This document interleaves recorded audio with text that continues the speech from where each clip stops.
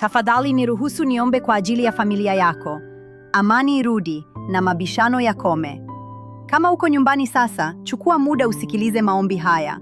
Kama hauko nyumbani, hifadhi ujumbe huu usikilize ukiwa umetulia. Kwa sababu nitakachotamka hakihusu wewe peke yako, bali nyumba yako yote. Bwana, naja mbele zako kwa jina la Yesu Kristo. Siongei hewani. Naombea nyumba ambayo imepitia presha, migogoro na ukimya mzito. Nyumba ambayo wengine wamekosa usingizi, wamemwaga machozi au wamebeba majeraha moyoni.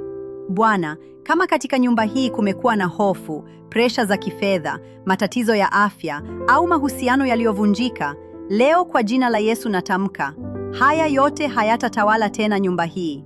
Baraka ya Bwana huleta utajiri, wala haiongezi huzuni.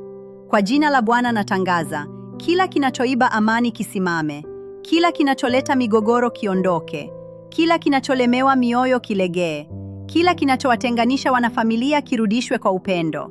Bwana, safisha nyumba hii kwa uwepo wako, amani iingie, upole utawale, mawasiliano yarudi.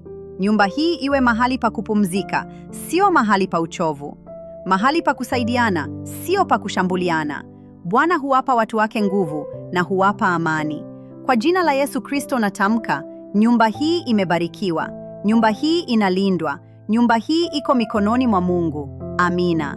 Kama maombi haya yamegusa moyo wako, usiandike tu neno moja la kawaida. Andika amani, umoja au uponyaji. Chagua moja nami nitakuombea. Shiriki maombi haya na mtu anayehitaji amani katika familia yake.